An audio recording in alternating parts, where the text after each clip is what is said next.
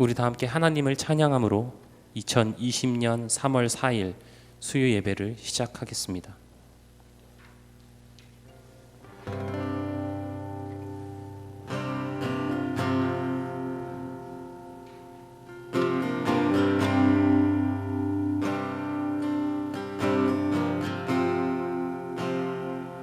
먼저 그 나라와 의를 구하라.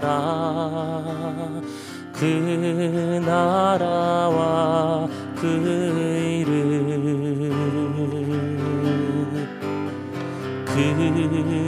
그리하며 이 모든 것을 너희에게 더하시리라.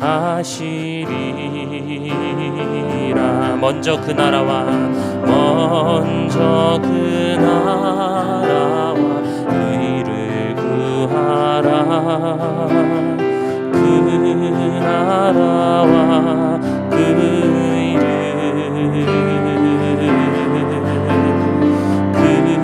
그리하며 이 모든 것을 너희에게 더하시리라.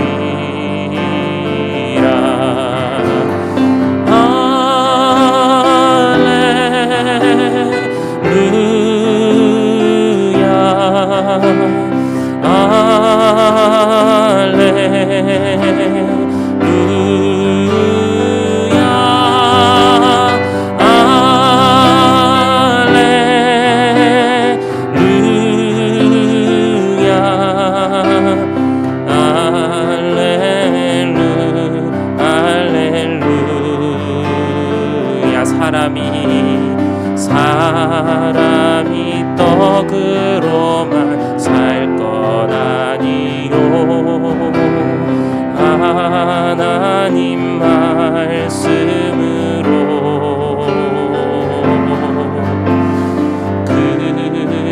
그리하면 이 모든 것을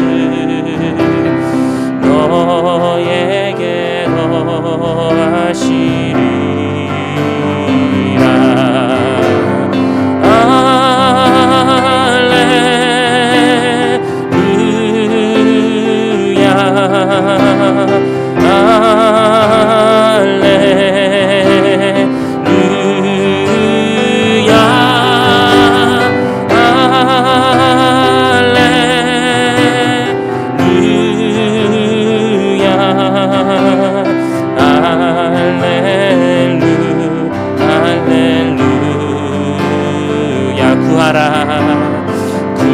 구하라 너희에게 주실 것이요 찾으면 찾으리라.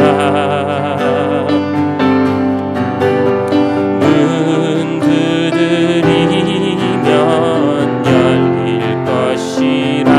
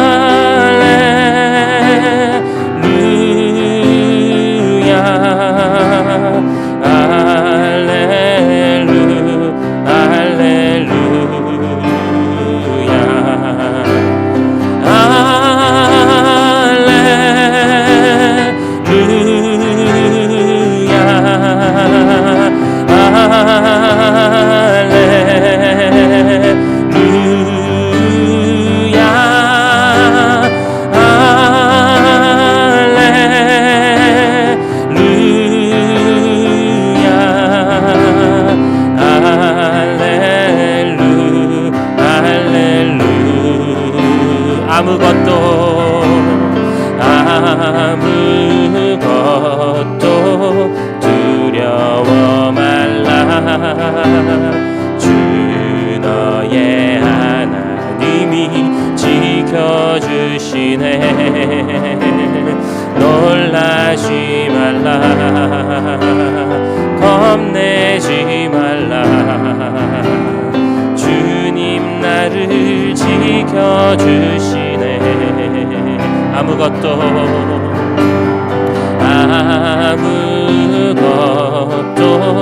두려워 말라. 주 너의 하나님이 지켜주시네. 놀라지 말라, 겁내지 말라. 주님 나를 지켜주시네. 내 맘이 힘에 겨워 지칠지라도 주님 나를 지켜주시네. 세상의 험한 풍파 몰아칠 때도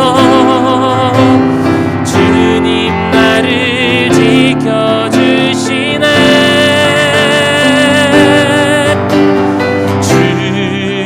주님은 나의 산성, 주님은 나의 요새, 주님은 나의 소망, 나의 힘이 되신 여호와. 아무것도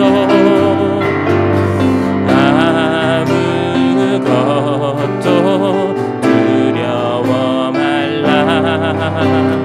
주 너의 하나님이 지켜주시네. 놀라지 말라, 겁내지 말라. 주님 나를 지켜주시네. 내 맘이 힘에 겨워 지칠지라도 주님 나를 지켜주시네. 세상의 험한 풍파 몰아칠 때도 주님 나를 지켜주시네.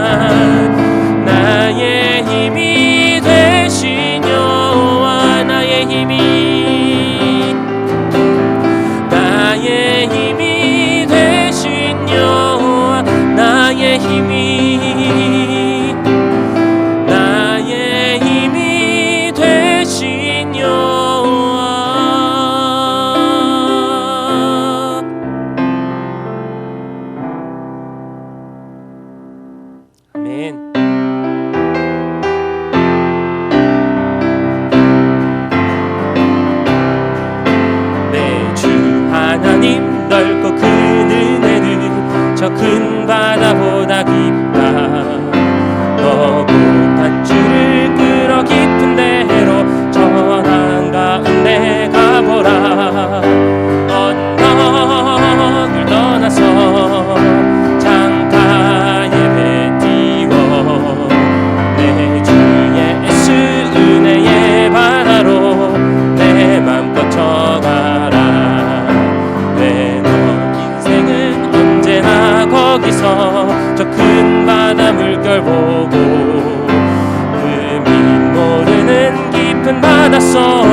한 번 헤아려 안보나 언덕을 떠나서 창가 예배 띄워 내 주내 넌 바다로 내 맘 뻗쳐가라. 많은 사람이 얕은 물가에서 저 큰 바다 가려 나가.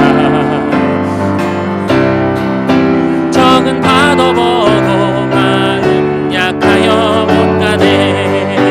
언덕을 떠나서 창파 예배 띄워 내 주 예수 은혜의 바다로 내 맘 뻗쳐가자.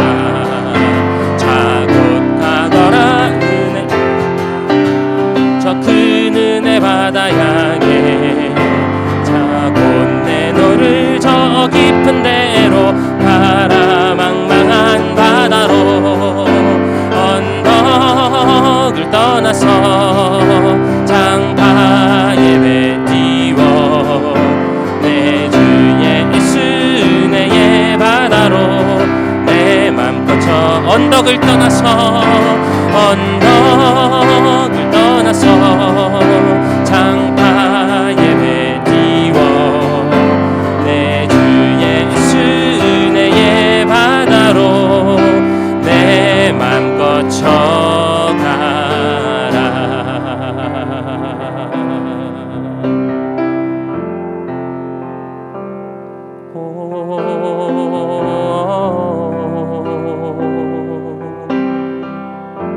함께 찬양합니다. 주 품에. 주 품에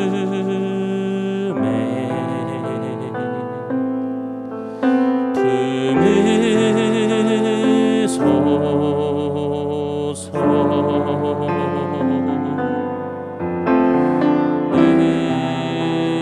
능력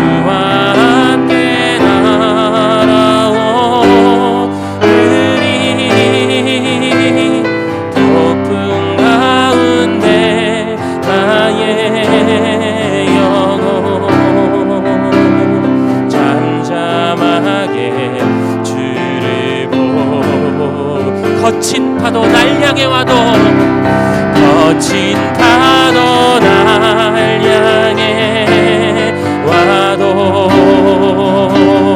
주와 함께 날아오르리.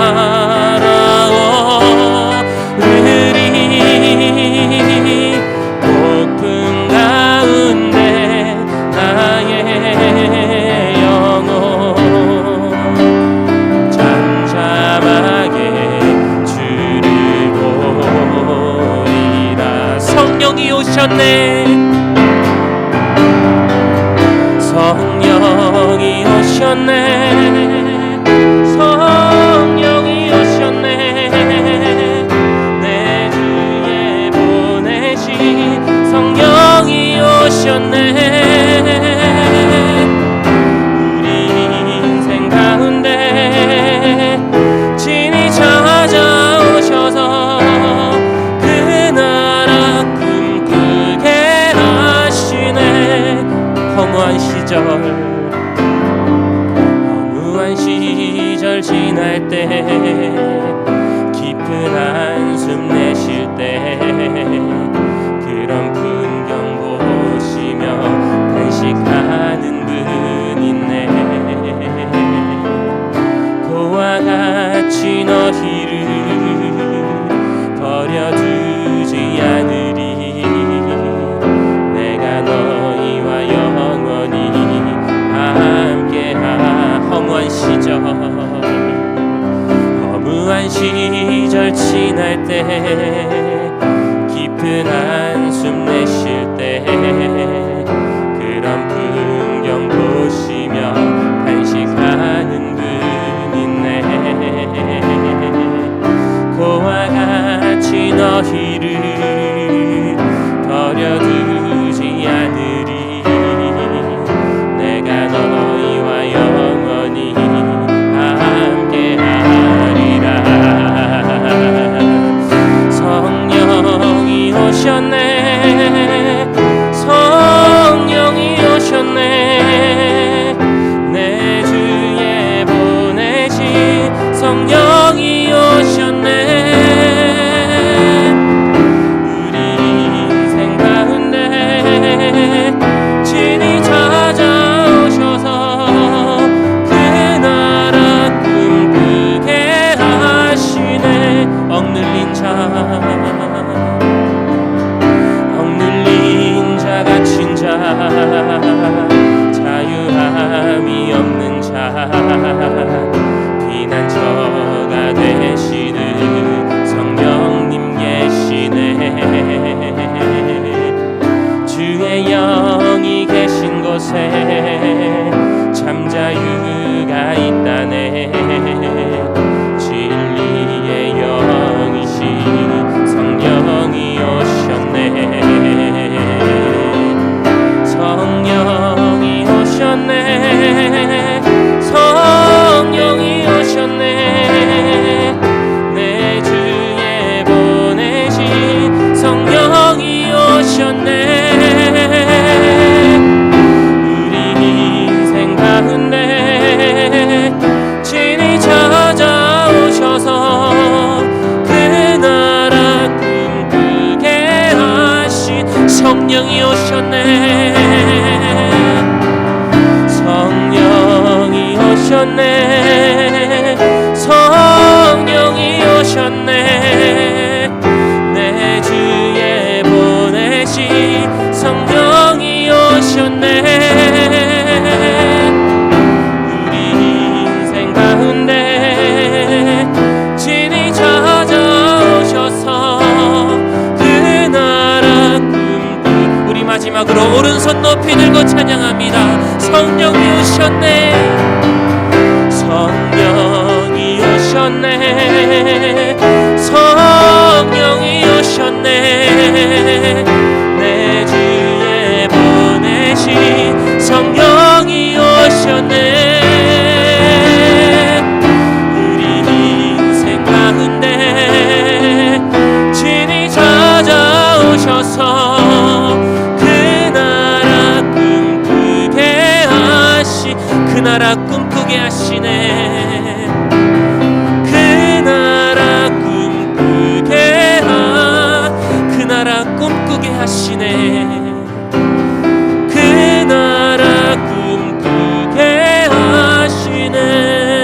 하시네. 우리가 살아가는 이 세상은 하나님께서 우리에게 주신 선물이 가득합니다. 하지만 그 모든 것이 하나님으로부터 주어졌다는 것을 우리는 자주 잊으며 살아가곤 합니다. 오늘 예배를 통하여 다시 한번 내게 모든 것을 허락하신 하나님을 항상 기억하고 감사드리길 소망합니다. 그리고 선포되어지는 말씀을 통해 참된 위로와 평안이 우리에게 임하길 간절히 바랍니다. 우리의 모든 것을 다 아시고 예비하시는 하나님을 기대하고 신뢰하는 마음으로 함께 예배를 위하여 동성으로 기도하시겠습니다. 아버지, 우리가 주님께 나아갑니다. 주여 감사합니다. 주님께서 우리에게 허락하시는 것도 우리가 날마다 매 순간마다 누리며 살아갑니다. 주님, 우리의 연약함으로 인하여 우리의 죄악됨으로 인하여 우리가 그것들을 온전히 바라보지 못하고 누리지 못하며 살아가지만 여전히 우리를 사랑하시고 여전히 우리를 포기하지 않으시고 그 모든 것들을 준비하시고 예배하시는 주님을 우리가 찬양합니다. 아버지, 오늘 이 시간 우리가 주님께 나아갑니다. 우리가 지성소로 나아갑니다. 아버지, 우리에게 역사하여 주셔서 성령이 우리에게 임하여 주셔서 아버지, 선포되어지는 말씀을 통해 우리에게 참된 평화가 위로가 임하게 하여 주시옵시고 하나님께 온전히 영광 돌리는 사람들 시간 될 수 있도록 하여 주시옵소서. 우리 모든 것들 가운데 함께 하실 당신을 찬양합니다. 이 땅 가운데 있는 모든 것들을 창조하신 주님을 찬양합니다. 주님, 우리에게 임하여 주시옵소서. 주님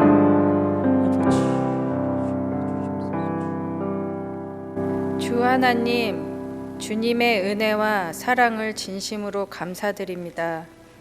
혼란스러운 전국으로 각 처소에서 주님께 경배드리는 저희의 예배를 긍휼히 여겨 주옵시고 하나님의 은혜가 충만한 예배가 될 수 있도록 인도하여 주옵소서. 이번 사태를 겪으며 당연하게 드렸던 예배에 대한 소중함을 절실히 깨닫게 되었습니다. 하나님께 신령과 진정으로 예배드릴 수 있도록 저희를 자녀 삼아 주셔서 감사드립니다. 그러나 세상 사람들과 다르지 않은 모습으로 살아가며 주님께서 원하시는 신앙의 삶을 살지 못했던 모습을 회개합니다. 성경 말씀에 나는 여호와를 향하여 말하기를 그는 나의 피난처요 나의 요새요 내가 의뢰하는 하나님이라 하시니 이는 그가 너를 새 사냥꾼의 올무에서와 심한 전염병에서 건지실 것이미로다. 그가 너를 그의 깃으로 덮으시리니 내가 그의 날개 아래에 피하리로다 라고 하셨습니다. 하나님, 나라 전체가 힘든 시간을 보내고 있습니다. 시간이 갈수록 환난 앞에 무기력한 인간의 모습을 봅니다.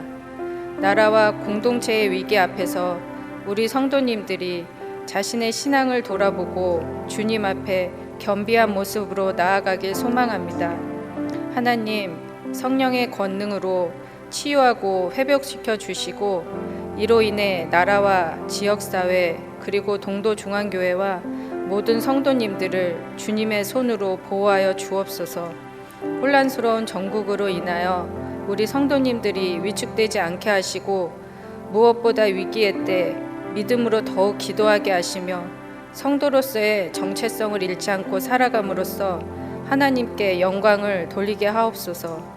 육체적으로 아픈 분들 주님의 능력으로 치료하여 주옵시고 영적으로 아픈 분들에게 주님의 은혜와 긍휼을 베푸시사 주님의 사랑을 깨닫는 시간이 되게 하여 주옵소서.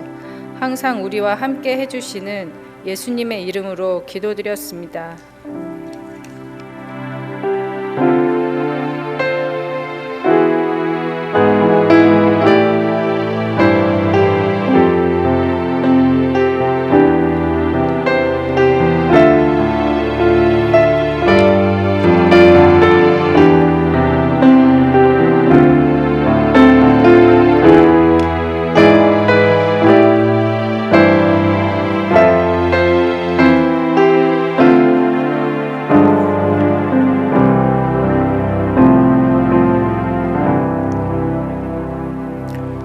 같이 사도신경으로 신앙 고백합니다.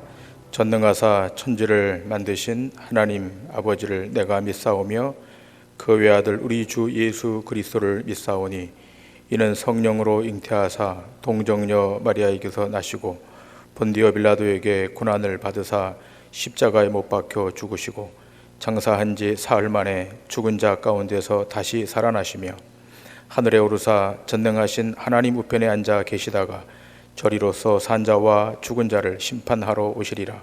성령을 믿사오며 거룩한 공회와 성도가 서로 교통하는 것과 죄를 사하여 주시는 것과 몸이 다시 사는 것과 영원히 사는 것을 믿사옵나이다. 아멘. 자, 우리 저 옆 사람 인사합시다. 예배 잘 오셨습니다. 감사합니다. 인사하시겠습니다. 지난 주일 예배와 마찬가지로 오늘 예배도 인터넷으로 이렇게 예배를 드립니다. 바라기는 이렇게 드린 예배가 빨리 끝나길 소원하면서 오늘 이 밤에 예배하는 여러분 모두에게 하늘의 큰 은혜와 축복이 임하길 소원합니다.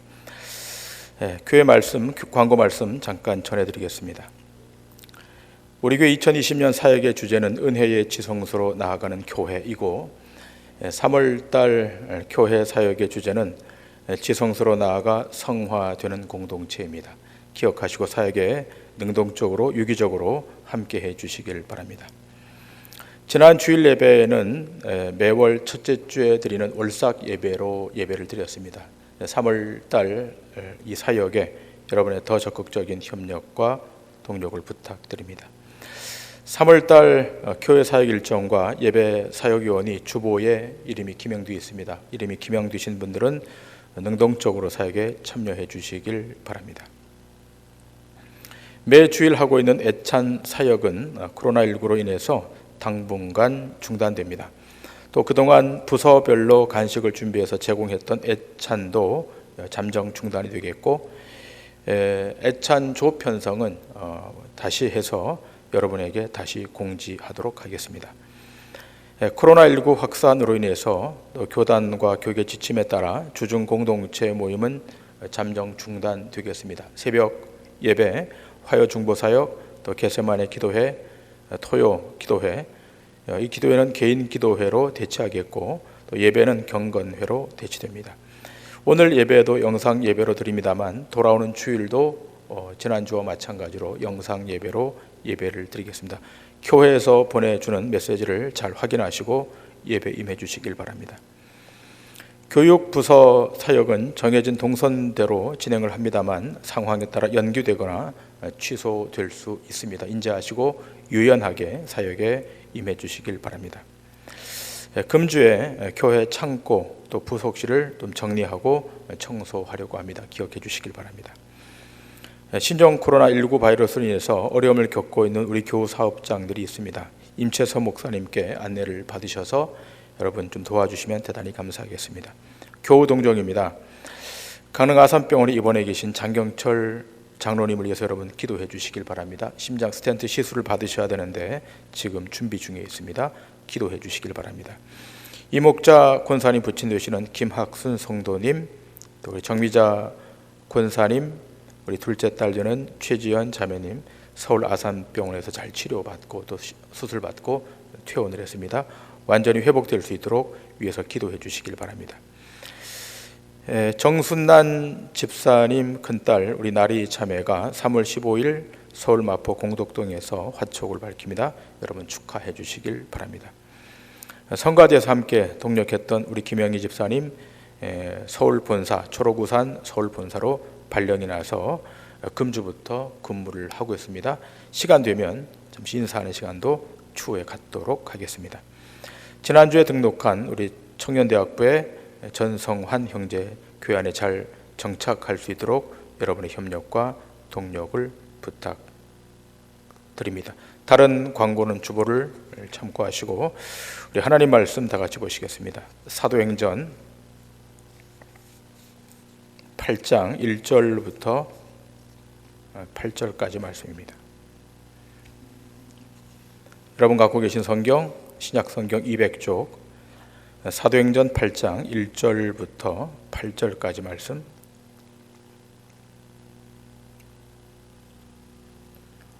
사울은 그가 죽임당함을 마땅히 여기더라. 그날에 예루살렘에 있는 교회에 큰 박해가 있어 사도 외에는 다 유대와 사마리아 모든 땅으로 흩어지니라. 경건한 사람들이 스데반을 장사하고 위하여 크게 울더라. 사울이 교회를 잔멸할새 각 집에 들어가 남녀를 끌어다가 옥에 넘기니라. 그 흩어진 사람들이 두루 다니며 복음의 말씀을 전할새 빌립이 사마리아 성에 내려가 그리스도를 백성에게 전파하니 무리가 빌립의 말도 듣고 행하는 표적도 보고 한 마음으로 그가 하는 말을 따르더라. 많은 사람에게 붙었던 더러운 귀신들이 크게 소리를 지르며 나가고 또 많은 중풍병자와 못 걷는 사람이 나으니 그 성에 큰 기쁨이 있더라. 아멘.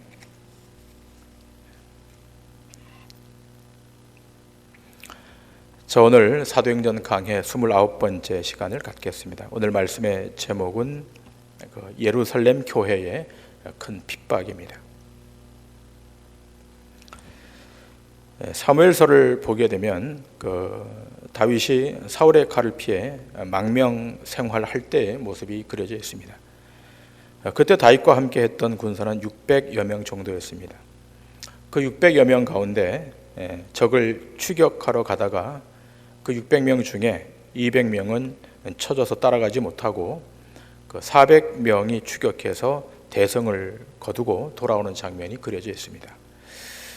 그때 전쟁에 승리했던 그 400명 가운데 일부가 이 전쟁에 참여하지 못한 자들에게는 처자식만 내주어서 쫓아버리자 이렇게 제안을 합니다.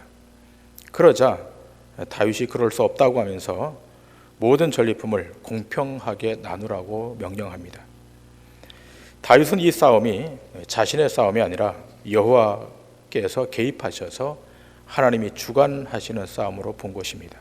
그래서 공평하게 모든 사람들에게 공평하게 그 전리품을 나누라 이렇게 명한 것입니다.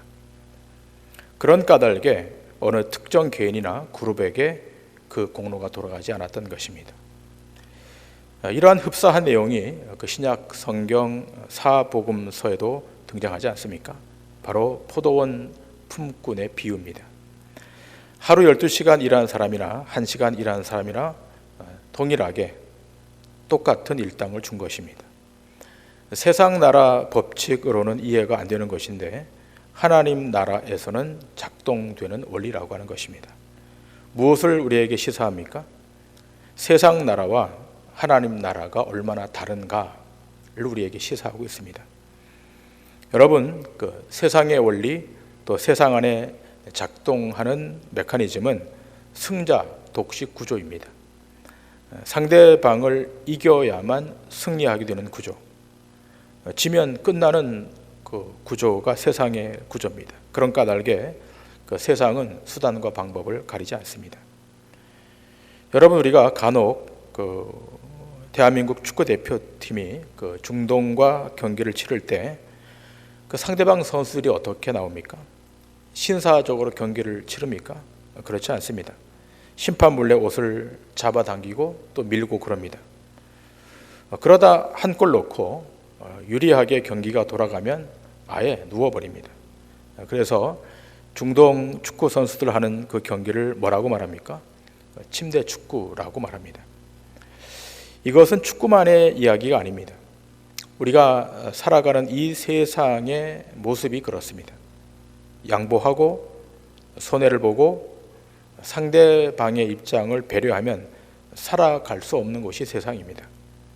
남을 이겨야 하고 밟아야 하고 올라서야만 하는 것이 우리가 사는 세상입니다. 자, 그런데 잘못한 것도 없고 잘못한 것이 아니라 정말 하나님의 뜻대로 순종했는데, 성실하게 순종했는데 오늘 본문에 등장하는 이 스데반은 그 자기 동족에 의해서 돌로 치임을 받아 죽게 됩니다. 이 얼마나 역설적인 일입니까? 생각해 보시길 바랍니다. 하나님의 뜻대로 순종했다면, 정말 신실하게 그 일생을 살아왔다면 오히려 그렇게 돌을 던지는 자들에게 하나님이 주권적으로 역사하셔서 그들의 팔을 꺾어주시든지 아니면 팔목을 부러뜨려 주셔야 되는 것이 맞지 않겠습니까? 돌이 날아오다가도 180도 방향을 바꾸어서 그 던진 자들에게 돌이 돌아가야 되는 것이 맞는 이치가 아니겠습니까? 그런데 정반대입니다. 순종했는데, 말씀대로 살았는데 그 돌에 맞아 현장에서 순교를 당합니다. 그러면서도 저들의 죄를 저들에게 돌리지 말아달라고 하나님 앞에 탄원하는 모습이 본문에 그려져 있습니다. 자, 그런데 놀라운 것은 이 스데반의 죽음을 세상은 마땅히 여긴다는 것입니다. 의로운 자의 죽음을 마땅히 여기는 곳, 그곳이 세상이고 그것이 세상의 현실입니다. 오늘 본문 1절에 이렇게 기록되어 있지 않습니까? 사울은 그가 죽임당함을 마땅히 여기더라. 그날에 예루살렘에 있는 교회에 큰 바퀴가 있어 사도 외에는 다 유대와 사마리아 모든 땅으로 흩어지니라. 자, 스데반이 돌에 맞아 순교를 당합니다. 그런데 그 광경을 목도하고 있었던 사울이 그 스데반의 죽음을 마땅히 여겼다, 당연히 여겼다는 것입니다. 이 사울이 누굽니까? 훗날에 바울이 되지 않습니까? 그것도 사도가 되어 그 이름을 개명하여 사도 바울로 호칭 받았던 자입니다.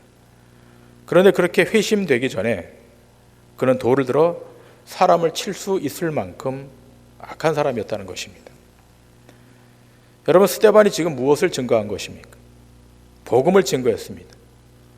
그 복음의 메시지에 무엇이 재해석되어서 전달된 것입니까?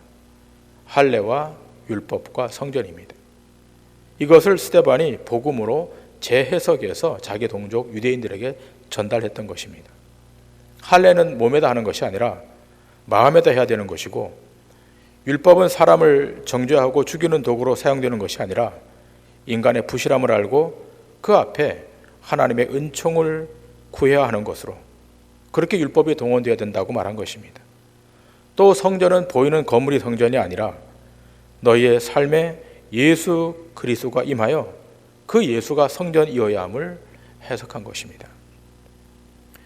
그러니까 유대인의 전통적 개념의 할례, 율법, 성전은 다 무효화시키는 것으로 유대인들은 본 것입니다. 그렇다면 그동안 유대인들은 이 할례와 율법과 성전을 어떻게 받아들이고 있었던 것입니까? 자기들만의 독과점된 소유로 생각했던 것입니다. 이 세상 수천만 수억 인구 가운데 자기들에게만 특별하게 허락된, 자기 민족에게만 특별히 허락된 특권으로 생각했던 것입니다. 그러니까 유대인들 입장에서는 이 할례와 율법과 성전은 자랑거리일 수밖에 없었고 자신들의 존립 기반으로 여길 수밖에 없었던 것입니다. 이렇게 독과점된 할례, 율법, 성전, 여기에 대해서 어떠한 해석도 어떠한 부연 설명도 허락되질 않았습니다. 그런데 여기에 도전한 사람이 누굽니까? 스데반입니다. 너희가 할례와 율법으로 구원을 받는 것이 아니라 하늘의 은총, 예수 그리스도의 은총으로 구원을 받는다는 것입니다. 결국 유대인들 손에 들려진 할례, 율법, 성전은 상대를 정죄하고 죽이는 일에 동원되었던 것입니다. 그러니까 할례, 율법, 이 성전이 본래 기능이 상실된 채 무엇으로 작동되었습니까? 유대인들의 자기 옳음을 증명하는 도구로 전락한 것입니다. 여러분, 인문사회학에 그런 말이 있습니다. 악화가 양화를 구축한다. 무슨 말입니까? 처음에는 좋고 선한 것이 그 조직이나 단체의 주된 흐름이었는데 나중에 어떤 악한 흐름 하나가 들어와서 기생하다가 그것이 번성해서 좋은 것, 선한 것은 다 밀어낸 채 악한 것이 번성하는, 그래서 악한 것이 주된 흐름이 되는 것을 말합니다. 유대인들에게 주어진 이 할례, 율법, 성전은 참으로 선한 것이었습니다. 그런데 세월이 지나고 인간의 인본적이고 세속적인 것이 개입되자 이것이 악한 것으로, 인간의 타락한 자기 본성을 합리화시키는 것으로 변질된 것입니다. 여기에 대하여 그들의 자기 자랑, 자기 정당성을 고발했던 선지자들을 가만히 두지 못하고 핍박을 한 겁니다. 그 핍박에 예수님도 핍박당하여 돌아가시고 스데반도 지금 돌에 맞아 죽게 되는 것입니다. 자, 이 지점에서 오늘 우리의 신앙의 모습도 어느 쪽으로 가고 있는가를 점검해야 될 것입니다. 교회에서건 가정에서건 직장에서건 자기 자신의 정당성을 증명하기 위해서 얼마나 애쓰고 있는가를 한번 확인해야 될 것입니다. 많은 경우에 내가 손해보고 내가 억울한 일을 당함을 견딜 수 없어 합니다. 그래서 이 사람 저 사람에게 찾아가서 자기의 옳음을 증명하려고 합니다. 모든 지식과 모든 사건과 모든 경험들을 다 동원해서 자기의 옳음을 증명하려고 합니다. 나중에는 성경도 끌어들이고 예수님도 끌어들여서 자기 정당성을 주장합니다. 그러나 그렇게 해도 안 되면 나중에 한마디 하지 않습니까? 하나님은 아시겠지. 이런 모습을 세상 사람들이 본다면 무엇이라고 말하겠습니까? 교회가 세상보다 더 세상이 되어버린 것입니다. 이럴 때 찾아오는 것이 무엇입니까? 환난과 고난인 것입니다. 오늘 본문에 예루살렘 교회에 큰 환난과 핍박이 찾아옵니다. 본문 2절 4절에 이렇게 기록되어 있지 않습니까? 사도행전 8장 오늘 본문 2절과 4절에 경건한 사람들이 스데반을 장사하고 위하여 크게 울더라. 그 흩어진 사람들이 두루 다니며 복음의 말씀을 전할세. 예루살렘 교회에 큰 박해가 찾아와서 유다와 사마리아로 다 흩어집니다. 핍박 때문에 다 흩어진 것입니다. 자, 그런데 이렇게 핍박을 피하여 흩어졌는데 그 흩어진 곳에서 무엇을 하고 있는 것입니까? 말씀을 증거하는 겁니다. 복음을 증거하는 것입니다. 이들은 가고 싶어 간 것이 아닙니다. 복음을 따라, 말씀을 따라, 성령을 따라 주변으로 흩어진 것입니다. 이들이 복음을 증거하러 간 곳은 다름 아닌 사마리아였습니다. 유대인들이 그토록 개처럼 여겼던 사마리아, 이방인의 피가 섞인 자들이라고 조금도 상종하지 않았던 그 지역 사마리아로 흩어져서 복음을 증거하는 것입니다. 자, 그런데 그곳까지 가서 이 복음이 어떻게 증거되는 것입니까? 이것이 어떻게 가능한 것입니까? 논리로 설명될 수 없지만 이것은 절대적으로 주의 말씀의 능력의 결과인 것입니다. 사도행전 1장은 이렇게 기록하고 있지 않습니까? 사도행전 1장 8절에 오직 성령이 너에게 임하시면 너희가 권능을 받고 예루살렘과 온 유대와 사마리아와 땅 끝까지 이르러 내 증인이 되리라 하시니라. 성령이 임하면 증인이 될 수 있다라고 말씀하십니다. 여기 성령이 임한 것입니다. 예루살렘 교회 핍박이 임함과 동시에 성령의 역사가 나타났던 것입니다. 증인이 되자고 훈련 받아서 되는 것이 아니라 그의 인생에, 그의 삶에 성령이 오시고 그 성령이 통치할 때 가능하다는 것입니다. 유대인들이 사마리아와 이방인에게 복음이 증거된다는 것이 얼마나 큰 장애였던지, 얼마나 큰 벽이었던지 사도행전 1장부터 끝장까지 계속해서 나오지 않습니까? 그런데 사마리아까지 복음이 증거되었다라고 하는 것은 그건 결단코 하나님의 역사인 것입니다. 예루살렘에서 흩어지지 않으니까 하나님이 직접 개입하셔서 핍박을 통하여 흩으신 것입니다. 자, 그리고 여기서 기억할 것은 이렇게 핍박이 다가올 때 그 핍박 받았던 주된 대상이 주류파 히브리파 유대인들이 아니라 헬라파 유대인들, 지금으로 말하자면 그리스, 터키, 또 남쪽으로는 아프리카 사람들, 그들이 핍박을 받았습니다. 자, 우리가 이것을 어디서 확인하는가 하면 성경에 등장하는 7 집사의 이름들이 기명된 이름에서 확인합니다. 7 집사의 이름들이 대부분 다 헬라식 이름들로 기록되어 있고 거기 보면 빌립 집사라고 하는 사람만 그 이름이 기명되고 있고 대부분은 실명으로 기록되어 있지 않습니다. 거기 흩어진 사람들이라고 명명하고 있습니다. 이들은 무명의 사람들입니다. 근데 중요한 것은 이들이 헬라파 그리스도인들이었다는 겁니다. 이방인인데 개종해서 예수님을 믿는 사람들이 되었다는 것입니다. 근데 중요한 것은 이들이 흩어져서 복음이 증거되기 시작했다는 것입니다. 우린 여기서 기독교의 정체성을 다시 확인하고 현 한국교회의 현 주소도 다시 봐야 된다는 것입니다. 여러분, 기독교는 영웅적이지 않습니다. 어떤 특정 인물이나 원대한 포부를 갖고 있는 어떤 한 사람을 통해서 그 복음이 확산되지 않는다는 것입니다. 세상의 방식은 영웅을 원하고 있습니다. 그러나 성경은 영웅을 원하는 것이 아니라 무명으로 죽은 자를 말하고 있다는 것입니다.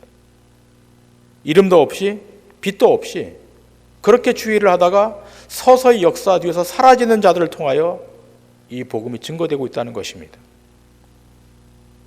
그래서 이들은 자기를 드러내지 않습니다. 자기를 자랑하지 않습니다. 자랑할 것이 없다는 것은 우리의 열심과 재능으로 주님의 일이 이루어지지 않는다는 것을 말하는 것입니다. 하나님의 일은 하나님이 직접 이루시고 하나님이 직접 완성하시는 것입니다. 그러므로 스데반이 죽고 핍박이 일어나고 사람들이 흩어지는 것으로 교회가 소멸되는 것이 아닌 것입니다. 오늘 본문 3절에 이렇게 기록되어 있지 않습니까? 사울이 교회를 잔멸할세 각 집에 들어가 남녀를 끌어다가 옥에 넘기니라. 자, 사울이, 이것을 주도하고 있는 사울이 교회를 잔멸한다고 말합니다. 잔멸이란, 한자어로 잔멸이란 시도 없이 없애버리는 것을 말합니다. 이 사람이 나중에 바울이 되지 않습니까?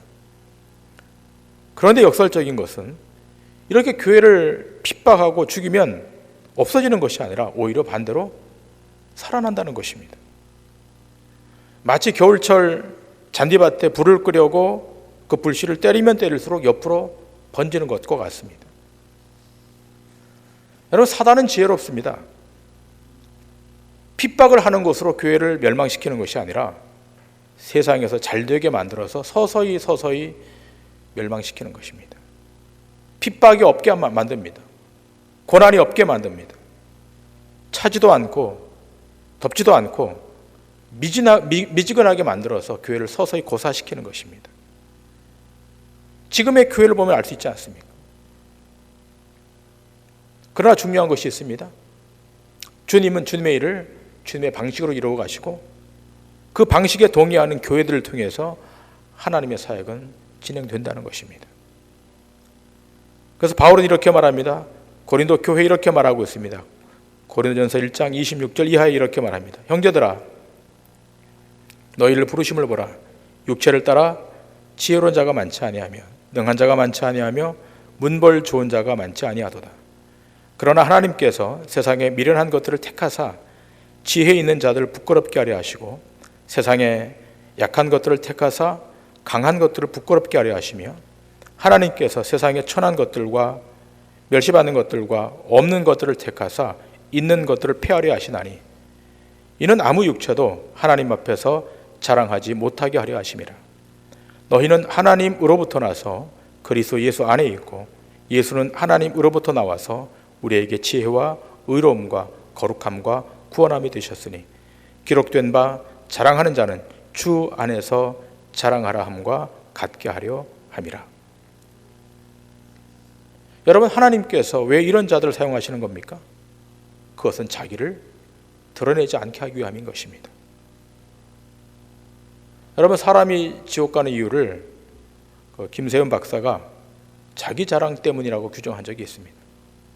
일리가 있는 말입니다. 사람은 그 안에서 끊임없이 솟아나는 자기 자랑이 있습니다. 그런데 이것이 기독교의 가장 큰 해악입니다.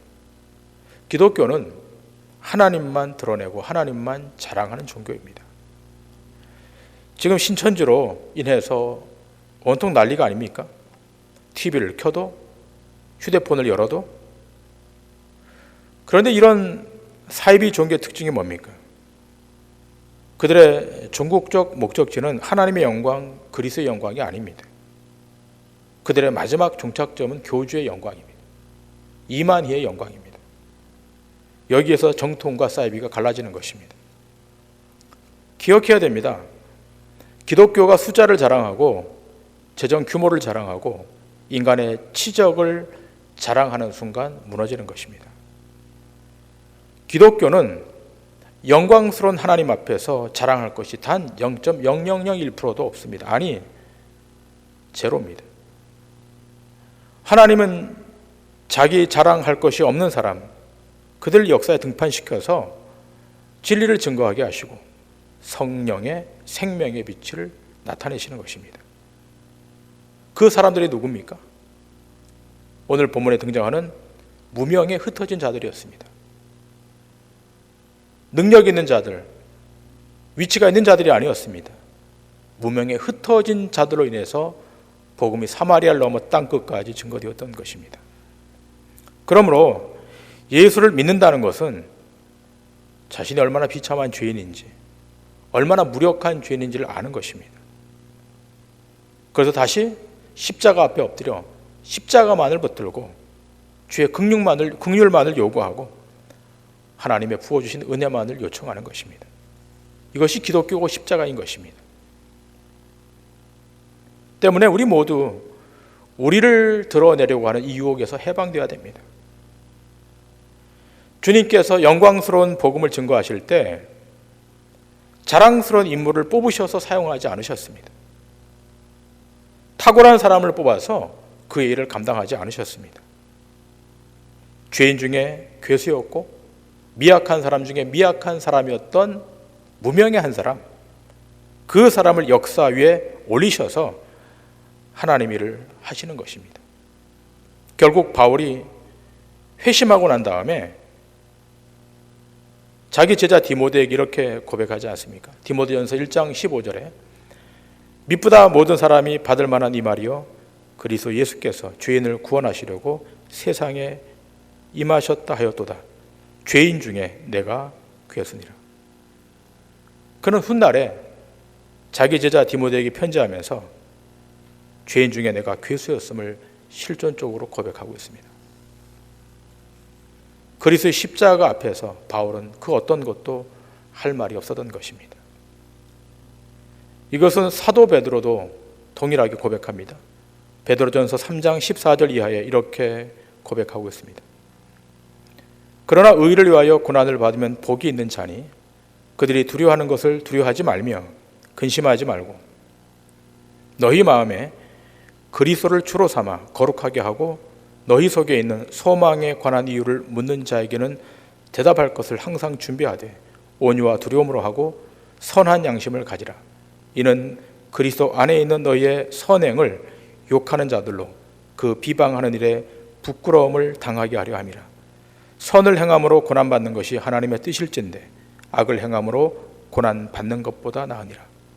그리스도께서도 단번에 죄를 위하여 죽으사 의인으로서 불의한 자를 대신하셨으니 이는 우리를 하나님 앞으로 인도하려 하심이라. 육체로는 죽임을 당하시고 영으로는 살리심을 받으셨으니 그가 또한 영으로 가서 옥에 있는 영들에게 선포하시니라.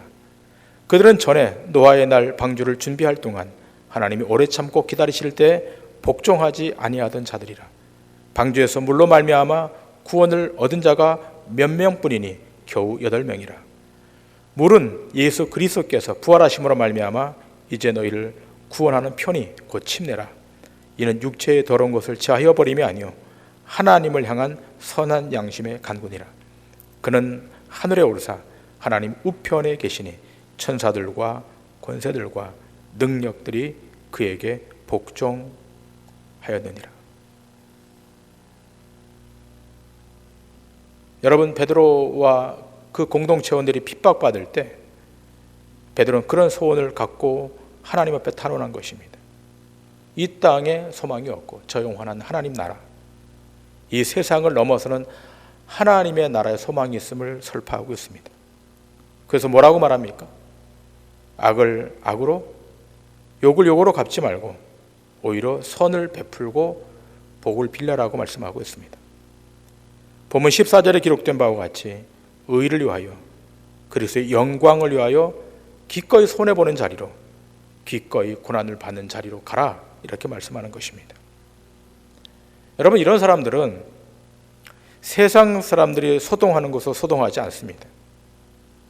세상 사람들이 두려워하는 것으로 두려워하지 않습니다. 이들 안에는 그리스도의 평강이 지배하고 있기에 능히 그 현실을 믿음으로 이기는 것입니다.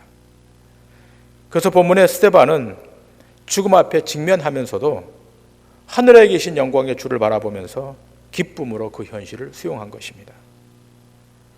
그러므로 주님의 위대하심을 증거하는 사람은 위대하거나 유명하지 않아도 상관이 없습니다. 여러분이 무명이라고 해서, 미약한 사람이라고 해서 주저앉으면 안 되는 것입니다. 낙심해서도 안 될 것입니다. 예루살렘 교회에 큰 핍박이 있었지만 전국에는 흩어진 그 무명의 사람들로 인해서 복음은 사마리아를 넘어 대륙을 넘어 땅끝까지 전파되게 된 것입니다. 바라기는 여러분의 삶 가운데, 여러분의 인생 가운데 이러한 거룩한 역사, 하나님의 영광이 나타나심으로 여러분 가는 곳에 하나님의 행하심만 남겨지는 그런 축복의 역사가 있기를 주님의 이름으로 간절히 축원합니다. 기도하시겠습니다.